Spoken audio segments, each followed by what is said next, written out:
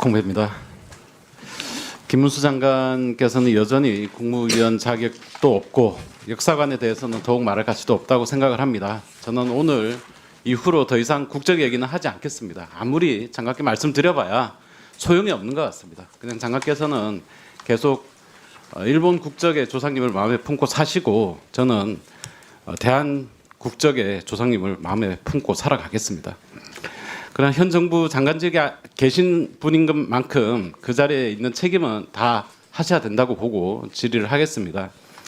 좀 전에 박해철 의원께서 질의를 하셨던 계엄 성공하려면 군을 완전히 장악해야 라는 발언의 취지가 계엄을 해야 된다라는 것이 아니고 계엄에 반대한다라는 취지로 말씀하셨다라는 것은 기사 전후 맥락으로 이해가 됩니다. 그런데 이런 말씀을 하시면 안 됩니다. 이 공간에 계신 많은 분들도 12월 3일 이후로 트라우마에 시달리고 있습니다. 우리 보좌진은 직접적으로 뺨이 찢어져서 꼬매는 수술까지 받았습니다. 대한민국 모든 국민들이 이 트라우마에 시달리고 있는데 계엄 성공하려면 군을 완전히 장악해야 된다. 이거는 그 취지가 아니라도 국무위원으로서 장관으로서 이런 말씀은 삼가하셔야 된다는 말씀 드립니다. 이 말도 안 되는 계엄 발생한 지 80일이 지났습니다. 그리고 12월 1월에 열렸던 상임위 전체 회의에 장관께서 출석하지 않으셨죠. 오늘은 어떤 일로 출석하셨습니까? 예, 오늘은 어쩐 일로 출석을 하시게 되셨냐고요? 제가요? 네. 환경노동위원회 12월 1월에는 안 나오시다가 오늘은 어떻게 나오셨냐고요? 왜 안 나오셨습니까? 12월 1월에는. 그때는 여야 간에 들어 합의돼서 한 회의가 아닌 걸로 전 들었습니다. 자, 김영동 의원도 출석을 했고요. 네. 일정에 대해서 간사 간의 소통이 안 되고 한 측면은 있지만 충분히 공지가 됐습니다. 또 옆에 계신 환경부 장관 나오셨어요. 고용노동부 장관 안 나오셨습니다. 국회가 장난입니까? 이렇게 장관님 오시고 싶으면 오시고 오기 싫으면 안 오시고 그래도 되는 곳입니까? 그거는 과한 말씀. 왜 환경부 장관한테 안 물어보셨습니까? 국회 가냐 안 가냐? 여야가 합의해서 회의를 여는데 제가 안 나온 적은 없습니다. 그 계엄에 대해서 대통령의 고유 권한이라고 답을 해 오셨어요. 지금까지 같은 입장이시죠?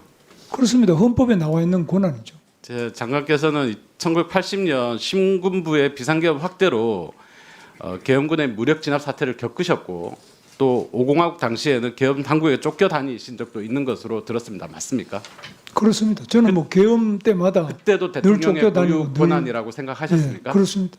그거는 그러나 그때 하는 대통령이 했다라고 할 수가 없는 부분이 있습니다. 지금은 현직 대통령이 계엄을 선포했는데 그 선포는 권한이 있는데 그게 옳으냐 그러냐 이런 부분에서 저는 반대한다는 겁니다. 자, 장관은 포고령 1호 국회 지방의회 정당의 활동과 정치적 결사, 집회, 시위 등 일체 정치 활동 금한다는 포고령 1호에 대해서 어떻게 생각하세요? 뭐 포고령도 제가 뭐 자세히는 다 못 봤습니다만 언론에 보도되는 걸 보면은 좀 잘못된 내용이 많이 포함되어 있다고 저는 위헌이죠. 명확하게 위헌이잖아요. 위헌 여부에 대한 계엄법에 따르더라도 국회를 봉쇄해서는 안 되는 겁니다. 그렇습니다. 그리고 국회를 봉쇄한다든지 이런 거는 뭐 저는 옳지 않다고. 근데 혹시 포고령에 파업, 태업, 집회 금지한다라는 내용도 있었던 거 알고 계세요? 그것도 제가 볼 때는 그런 내용이 뭐 계엄 포고령이 제가 보도된 걸 보면 그런 내용이 포함됐다면 매우 잘못된 거로 생각합니다. 포함됐다면이 아니고 고용노동부 장관인데 노동조합에 파업, 태업, 집회를 금한다라는 포고령 내용이 있던 것을 그렇게 기억을 못 하세요? 저는 뭐 그 관여한 바도 전혀 없고 또 그 실현된 적도 없기 때문에 저는 고용노동부 장관으로서 노동조합의 헌법상 활동을 금지하는 내용이 사후적으로라도 포고령에 포함됐다는 사실을 확인했으면 거기에 대한 명확한 입장을 가지고 계셔야 될 거 아닙니까? 그러니까 포고령이 그거는 그런 포고령이 제가 말씀드리다시피 포고령에 그런 게 포함되었다면 매우 잘못된 거라고 말씀드렸습니다. 임금체불액이 지난해 연말에 2조 448억 원 알고 계시죠? 역대 최고점을 찍었습니다. 우리 장관님 재임 기간에 지난주에 대정부 질문하실 때 네. 이미자 의원께서 에스크로 법안 제안을 하셨다라고 말씀을 드리니까 장관께서 동의한다라고 말씀하셨어요. 기억하시죠? 예, 합니다. 네. 이 해당 법안들이 상임위에 올라와 있어요. 여러 건이 올라와 있습니다. 본의원도 발의를 했습니다. 혹시 우리 차관님이나 실장님들한테 법안 처리에 적극적으로 좀 협조해 줘라 이런 지시하셨습니까? 그 부분은 뭐 조금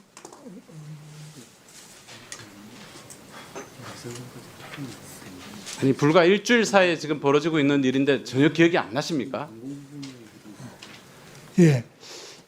그 제가 정확히 이해를 못했는데 어떻게 다시 하청업체 임금 줄 때 하청업체에 비용 지급할 때 하청업체 직원들의 임금을 구분해서 별도의 계정 에스크로 에스크로를 계정에다 하고 주면 있습니다. 예. 네.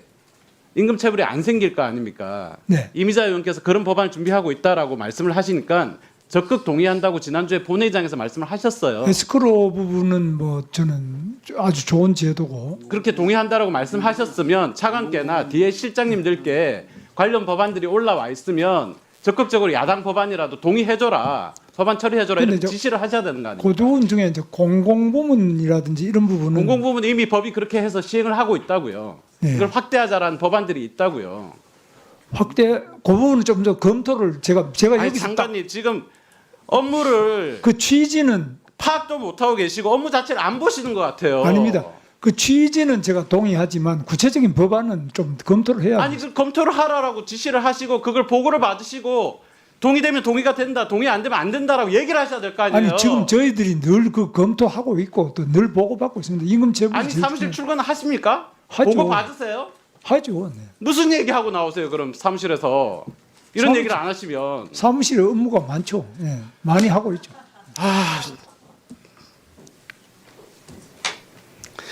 자, 어제도 저희가 관련해서 법안 심사를 했습니다. 그러면 어제같이 국회가 2개월, 3개월을 공회전을 하고 다시 열리는 상황이면 가서 이렇게 적극적으로 처리할 수 있는 법안들은 뭐가 있겠다. 내가 지난번에 본회의장에서 이렇게 답을 했으니까 이거 처리하라고 얘기를 해주셔야 될 거 아니에요. 제가 하겠다고 해서 다 입법이 되는 건 아니지만 저 장관으로서 의지는 그러면 오늘 오실 때 그때 내가 얘기한 것 중에서 법적인 문제를 정확하게 파악하지 못하고 답변한 게 있으니까 그분 수정하겠다라고 답을 하셔야 되는 거 아닙니까? 제가 이렇게 질의를 드리면 뭐 파악하지 못하고 답변한 거라고는 저는 그런 건 없는 걸로 생각합니다. 네, 마무리해 주세요. 차관님, 이 법안 소위 저희가 12월 3일에 열었습니다. 계엄 있던 당일이에요. 차관께서 꽤 긴 답변을 하셨습니다. 이 답변의 요지를 한마디로 얘기하면 법 체계상 문제가 있고 여러 부처에 걸쳐 있는 문제가 있고 그리고 사회적 논의가 필요하다 이렇게 답변하셨어요. 기억하시죠? 네, 그렇습니다. 지금 차관님의 입장은 뭡니까? 지금도 마찬가지입니다. 그럼 차관님하고 장관님하고 입장이 다른 거네요. 장관님께서는 저희한테 좀 긍정적으로 검토하라고 말씀을 주셨는데 저희가 실무진끼리 이제 법적 검토를 하다 보니까 지금도 이 부분이 건설근로자법, 건설산업기본법에 나와 있는 것처럼 의원님이 잘 아시고 계시는 그럼 것처럼 차관님 의견이 지금 고용노동부 입장이라는 거죠? 지금 현재로서는 그렇습니다.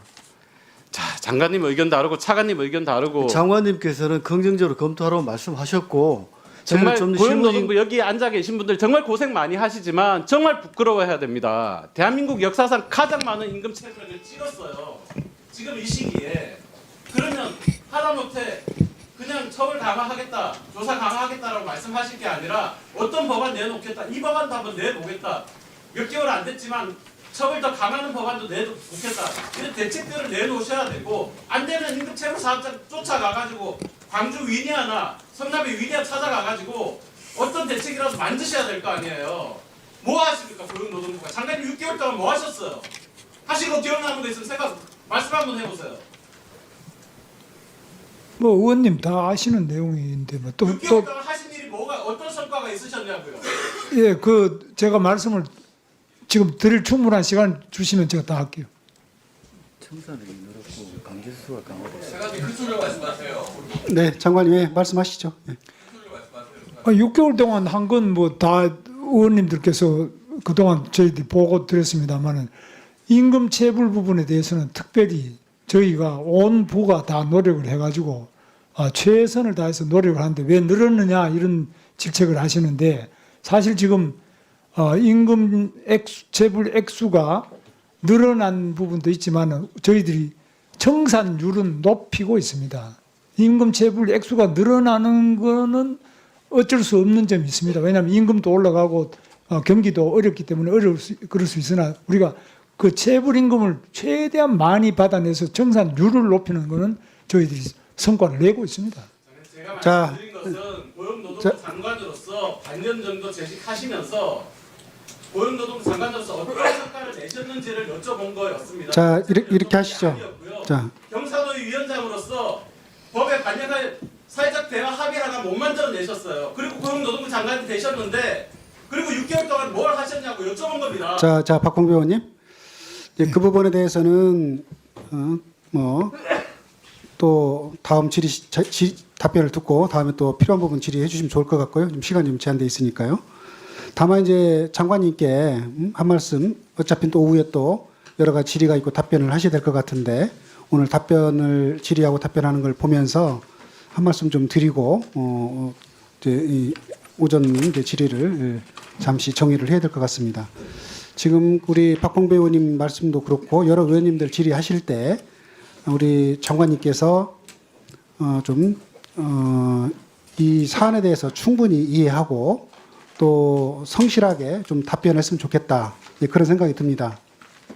개헌 문제 관련해서도 사실은 이게 이제 보면은 뭐 포고령에 예를 들어서 노조의 파업을 금지하는 내용이 포고령에 있다 이렇게 얘기를 하니까 그게 맞느냐 그러니까 그걸 그게 맞다면 해서 가정적으로 이렇게 꼭 답변을 하시는 태도를 보이셨는데 제가 봤을 때는 이런 사안은 대단히 중대한 사안이고 또 국무위원 자격으로 오셨은 만큼 이런 부분들을 좀 책임 있게 답변하시려면 충분히 그런 내용들을 확인하셔서 책임 있게 이렇게 답변을 해야지 가정적으로 뭐라면 어떻다 이런 식으로 하는 거는 바른 태도가 아니다 이렇게 생각을 하고요. 또 아까 에스크로 문제 관련된 문제도 마찬가지입니다. 이 업무에 대해서 충분히 확인하셔서 책임 있게 이렇게 답변을 하셔야 오후에 질의하고 답변하는 게 좀 성과 있게 되지 않을까 이런 생각이 듭니다. 좀 당부 좀 드리겠습니다. 네. 자, 그러면